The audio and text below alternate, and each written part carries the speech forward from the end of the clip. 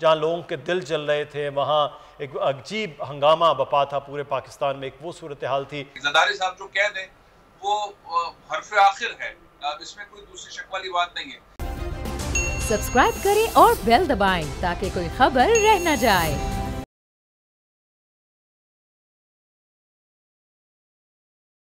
भुट्टो की बेटी आई थी और जान नज़र चढ़ाई थी। अतर अब्बास मरहूम साहब का खूबसूरत ये मोहतरमा बेनज़ीर भुट्टो की शहादत के बाद जो उन्होंने लिखा वो आज भी दिलों को बड़ा छू लेता है। बहुत सीनियर सहाफ़ी अतर अब्बास साहब मरहूम का ये चीज़ थी। और आज भी जब सुमैया हम बात करते हैं मोहतरमा बेनज़ीर भुट्टो की शहादत के हवाले से, एक तो उनकी शहादत से पाकिस्तान पीपल्स पार्टी है, पाकिस्तान की सियासत में एक जो खला है वो तो बहरहाल हुआ, फिर उसके बाद जो कुछ हुआ पाकिस्तान में वो एक जैसे कहते हैं कि आग लगने के मुतरादिफ था।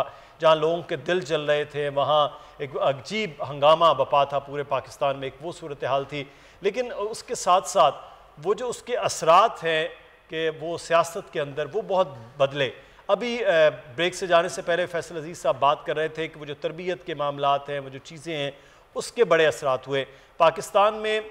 90s के अंदर जितनी भी सियासत का एक चलन रहा है 88 के बाद से, वो दोनों यंग लीडर्स के तौर पर, चाहे वो मोहतरमा बेनज़ीर भुट्टो हों या मियाँ नवाज शरीफ साहब हों, और फिर 2 साल, 2.25 साल, 2.5 साल एक की हुकूमत आ रही, दूसरे की जारी, एक की आ रही जारी, और फिर 99 और दोबारा से फिर माशाल्लाह की वो सूरत हाल नज़र आ गई जब जनरल मुशर्रफ ने आके माशाल्लाह लगाया। फैसल अजीज़ साहब, हम एक जानिब तो ये बात कर रहे हैं कि मोहतरमा बेनज़ीर भुट्टो की सियासत के हवाले से, दूसरा इस मुल्क में जमहूरी रवैया है जो 88 के बाद जनरल ज़िया के बाद जो है वो एक पनपना चाहिए था, वो नहीं बन पाया। मियाँ नवाज शरीफ साहब जैसे 88 में वज़ीर आज़म बनी, वो वज़ीर आला पंजाब होने के बावजूद जो है वो मरकज़ की हुकूमत हिलाने जुलाने में लगे रहे। फिर ख़ुद मियाँ नवाज शरीफ साहब की हुकूमत जो है वो न चल पाई, फिर मोहतरमा बेनज़ीर भुट्टो आ गई। तो ये भी एक पाकिस्तान की सियासत का इन दोनों बड़े लीडर्स के हवाले से है मामला कि ना वो हुकूमत पूरी तरह से कर पाए, ना वो हुकूमत पूरी तरह से कर पाए। उनकी हुकूमत के ख़िलाफ़ वो जदोजहद करती रही और उनकी हुकूमत के ख़िलाफ़ वो जदोजहद करते रहे। तो ये भी एक बाब है जो पाकिस्तान की जमहूरियत में तो कम अज़ कम किसी तरह से भी अच्छे अल्फाज में नहीं याद रखा जा सकता इस डेकेड को। जमहूरियत की कुछ लोग कहते हैं खूबसूरती है और कुछ लोग कहते हैं इसी माजाराई और एक दूसरे के खिलाफ साजिशें और इस्टेब्लिशमेंट को दोस्त बनाना और दूसरे के खिलाफ इस्तेमाल करके उसको हुकूमत से निकाल देना। यही गेम हुआ जिसकी वजह से पाकिस्तान के अंदर वो तरक्की नहीं हो सकी, वो जमहूरी तरक्की भी नहीं हो सकी, वो माशी तरक्की भी नहीं हो सकी, पाकिस्तान पीछे रह गया। और ये दो लड़ाई जो थी वो बेसिकली एक लड़ाई, एक पार्टी जो हुकूमत में है वो एस्टेब्लिशमेंट के खिलाफ हो जाया करती थी और अपोजिशन एस्टेब्लिशमेंट को इस्तेमाल करती थी, और फिर मामला जो उठता था वो सिर्फ एक ही था पाकिस्तान में दोनों सियासी जमातों की हुकूमतों के दौरान, वो है करप्शन। और करप्शन के बाद आता था कि एंटी पाकिस्तान कुछ ऐसी चीजें हो रही हैं, और वो फिर आखिर तक होती रही, जो मियां साहब के दौर के अंदर भी रही, डॉन लीग्स वाली और मामला, तो एस्टेब्लिशमेंट के साथ मिलकर हमारी ये दोनों सियासी जमातें नहीं चल पाई। और जब इनको समझ आ गया हमेशा के जमहूरियत वाला मामला, उस वक्त देर हो चुकी थी और मुल्क में दहशतगर्दी का राज था। मैं अभी पढ़ रहा था 2 दिन पहले किताब, एक उसकी अशात हुई है और साबिक वजीर दाखिला रहमान मलिक साहब ने वो किताब लिखी है, और उस किताब के अंदर उन्होंने बहुत सारी चीजें दी। उन्होंने उस शख्स का नाम भी दे दिया है जिसने मोहतरमा बेनज़ीर भुट्टो को शहीद किया। अब मोहतरमा बेनज़ीर भुट्टो की शहादत के बाद जो सिनेरियो था, DIG का रोल क्या था, उस जगह को धो देना, उस तरह की सिक्योरिटी न प्रोवाइड करना, वो सारी बातें जो उन्होंने कलमबंद की अपनी किताब के अंदर। मैं ये सोच रहा था, मैंने मैसेज भी किया और एक वॉइस नोट भी भेजा है रहमान मलिक साहब को कि आपकी तो हुकूमत बाद में आ गई थी, आप उस वाक़े के बाद वज़ीर दाखिला बन गए थे, और एक 5 साल की तवील हुकूमत जो है पीपल्स पार्टी की रही, 13 साल से सिंध के अंदर हुकूमत है। ये सवाल जो आप उठा रहे हैं, ये उठा किससे रहे हैं? क्या आवाम से उठा रहे हैं? किससे? स्कॉटलैंड यार्ड को उस तरह का मौका नहीं दिया गया? फैसल साहब, ये सवाल आज मैंने उनसे लाइव किया जो आपने उनसे पूछा, और उन्होंने मुझे यही कहा कि आपको मेरी किताब पढ़नी चाहिए।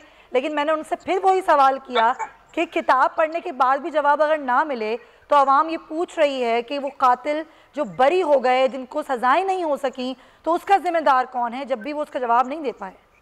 असल में पीपल्स पार्टी को दोबारा से उस लाइन पर लाने के लिए, क्योंकि इस शहादत के वाक़े के बाद जो मोहतरमा के करीब तरीन लोग थे, जो उनकी सेक्रेटरी थी, जो उनके साथ लोग थे, या तो वो उनसे दूर कर दिए गए, पार्टी से निकाल दिए गए, उनका पार्टी के अंदर कोई रोल रहा नहीं। मोहतरमा बेनजीर भुट्टो का फलसफा वो अपने साथ ले गई थी और जो उनके साथी थे उनको पार्टी में नहीं रहने दिया।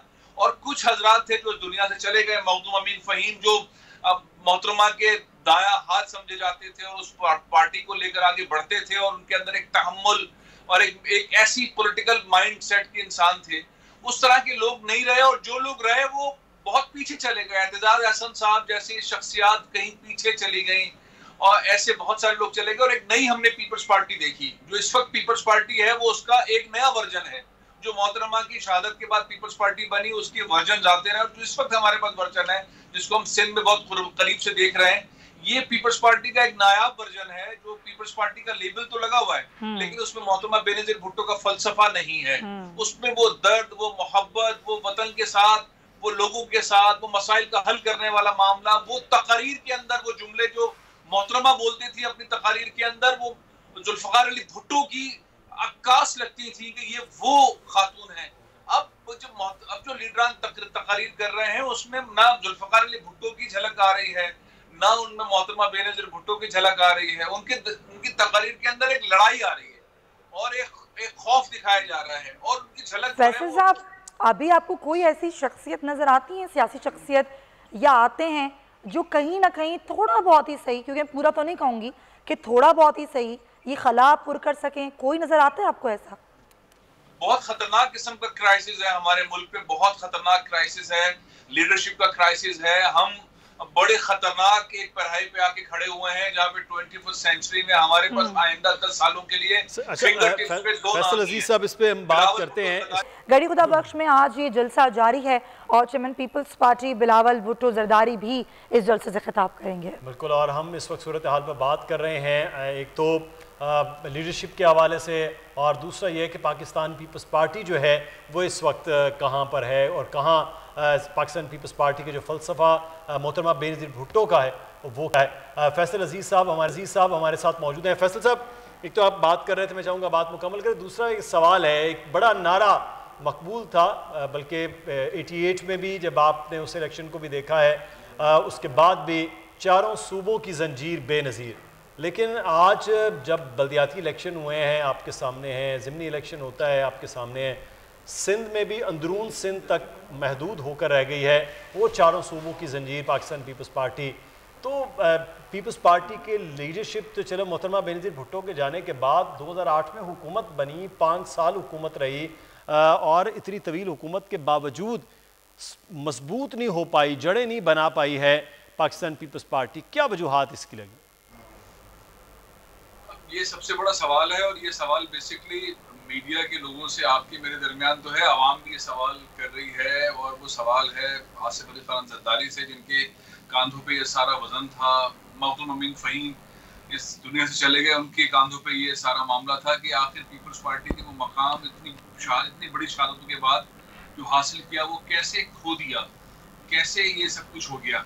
अभी मैं तकरीर सुन रहा था, इस सवाल का जवाब अगर हम देखें, साबिक वज़ीर आज़म राजा परवेज़ मुशर्रफ साहब जो खिताब फरमा रहे थे उस खिताब के अंदर, उनकी तकरीर के अंदर आप देखें चीजें, हम बजाय इसके कि कोई फलसफा दें, मोहतरमा बेनज़ीर भुट्टो की बात करें, हम जो गुफ्तगू कर रहे हैं हमने बेसिकली अब मोहतरमा बेनज़ीर भुट्टो को एक त्यौहार के तौर पर देख लिया है जो कि अब 27 दिसंबर को मुनाकिद होगा जिसके अंदर ये तकारीर होंगी। मैं आपको एक किस्सा सुनाऊं, है तो बड़ा ही दिलचस्प, मैं सोच रहा हूँ टीवी पर सुनाना चाहिए नहीं सुनाना चाहिए, लेकिन बार थोड़ा सा मैं बता देता हूँ। इस पर सूरत हाल ये है कि पाकिस्तान पीपल्स पार्टी का जब शायद पिछले साल या उससे पिछले साल 27 दिसंबर को रावलपिंडी में जहाँ पे जाए शहादत है मोहतरमा बेनज़ीर भुट्टो की, वहाँ पे तकरीब का इनेकाद का ऐलान हुआ, तो पूरे पाकिस्तान से MNAs MPs को ले जाया गया और वहाँ पर जाहिर है कि जलसा था और जलसे के अंदर ले जाया गया तो बहुत सारे लोग अंदरूनी सिंध से, बहुत सारे लोग MNAs MPs तशरीफ ले गए, अपने साथ कारकुनों को ले गए, लोगों को ले गए, बसों में गए और जैसे ही वो पंजाब में दाखिल हुए तो उन्होंने देखा कि सड़कें, मोटरवेज की की सूरत हाल मुख्तलिफ है। मियाँ मोहम्मद नवाज शरीफ, शहबाज शरीफ साहब के दौर के अंदर पंजाब में मोटरवेज बनी है, लाहौर बना है, इस्लामाबाद के अंदर डेवलपमेंट हुई है, पिंडी के अंदर हुई है, और उन्होंने वो तकरीब में तो शिरकत की, वो जलसे में तो की, लेकिन वो कुछ दिन रुक गए और उन्होंने पंजाब के बागात, पार्क, उस तरह की चीजें देखी। जब वो वापस आए तो उन्होंने ये कहा अपने लीडरशिप से कि ये सिंध में क्यों नहीं है। ये मैं आपको सच्चा किस्सा सुना रहा हूँ और एक ऐसी जगह के सुना रहा हूँ, और पीपल्स पार्टी के लीडरान के पास जवाब नहीं था। एक साहब ने, जो कि इस वक्त बहुत अच्छे वजारत के हामिल हैं सिंध में, उन्होंने कहा आइंदा ना रावलपिंडी में जलसा रखेंगे ना तुम्हें लेकर जाएंगे, तुम ऐसी बातें करते हो। सही बड़ा एक अहम मामला। ये सवाल करते हैं जब लोग विजिट करते हैं, पाकिस्तान टूर पे जाते हैं, तो बहुत ये सवाल अहम होता है। अभी ट्रांसमिशन का सिलसिला जारी है, एक ब्रेक शामिल करेंगे, वापस आएंगे, फिर कंटिन्यू करते हैं। के अंदर उन्हें जाहिर है कि तकलीफ हो रही है, लेकिन आज का दिन बहुत इंपॉर्टेंट था और ये बहुत अच्छा हुआ है कि ज़रदारी साहब तशरीफ लाए हैं और आज हम उनका खिताब सुनेंगे। तो खिताब के अंदर बहुत सारी चीज़ों का इंतज़ार है, उनके मौक़िफ़ का इंतज़ार है, वो इस्टेब्लिशमेंट से मुताल्लिक़ क्या बातें कहते हैं, क्योंकि जब भी वो इस मैदान में खड़े होते हैं घड़ी खुदा बख्श में, तो उनका खिताब के अंदर इस्टेब्लिशमेंट के लिए कुछ ना कुछ ज़रूर पैगाम होता है, एग्रेसिव होता है। नवाज शरीफ साहब के लिए भी पैगाम होता है, मुस्लिम लीग नून के लिए भी पैगाम होता है और आवाम के लिए भी पैगाम होता है, और आइंदा पीपल्स पार्टी का लाएअमल क्या होता है उससे मुताल्लिक भी 4-5 चीज़ें होती हैं। अब आज के खिताब के अंदर एस्टैब्लिशमेंट को ललकारते हैं। ईसीसी का इजलास नहीं हुआ है, तो फिर ये क्या बड़े ऐलानात मुतवक्के हैं आज ज़रदारी साहब की जानिब से?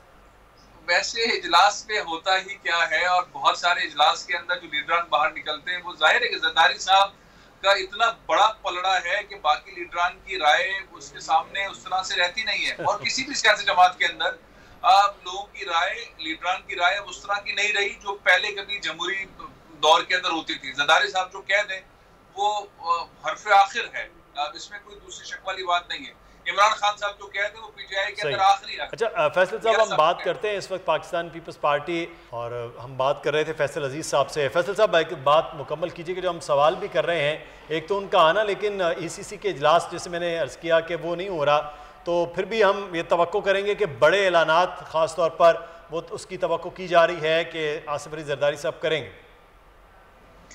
ज़रदारी साहब जब भी बात करते हैं बहुत बड़ी बात करते हैं। मैं तो उन्हें सियासत के अंदर प्रोफेसर डॉक्टर आसिफ अली खान ज़रदारी कहता हूँ। जिन हालात के अंदर भी खामोशी तोड़नी हो, हालात कुछ भी हो, पासा पलटना हो, ज़रदारी साहब के बयान बड़े नपे तुले और बड़े कैलकुलेटेड, रिजल्ट ओरिएंटेड होते हैं। आज भी इजलास हो नहीं हो, वैसे भी मैं इस तरह के इजलास के पहले का सिनेरियो और बाद के सिनेरियो के अंदर कोई बड़ा सहाफती लाइफ में नहीं देखता रहा। अगर इमरान खान साहब से मुताल्लिक कोई इजलास हो रहा, जो वो चाहते हैं वो होगा, जो नवाज शरीफ साहब चाहते हैं वो होगा, जो ज़रदारी साहब चाहते हैं वो होगा।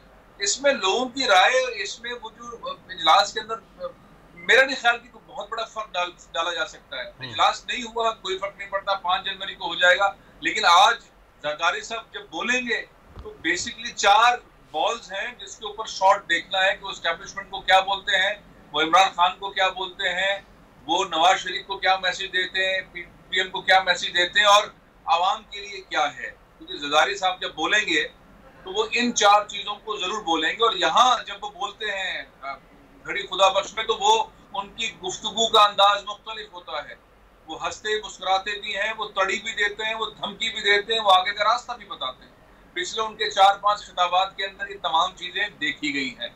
नवाज शरीफ साहब हो, एस्टैब्लिशमेंट हो, मुख्तलिफ किस्म के बयान दिए हैं, और उससे फिर उनकी पॉलिसी लाइन का फैसला होता है किस तरह पीपल्स पार्टी आगे बढ़ेगी, पीपल्स पार्टी क्या एस्टैब्लिशमेंट से चाहती है, पीपल्स पार्टी मुस्लिम लीग नून के साथ किस हद तक चलना चाहती है। आपने पिछली तकरीर के अंदर यहीं पर गुफ्तगू तकरीर के अंदर सुनी लीडरान की, खुसूसन आसिफ अली खान ज़रदारी की बहुत क्लियर किस्म के मैसेज रहे हैं जिससे उनकी पॉलिसी क्लियर रहती है। और उसके बाद इन खिताबात के बाद वो बार्गेनिंग पोजीशन में भी आते हैं।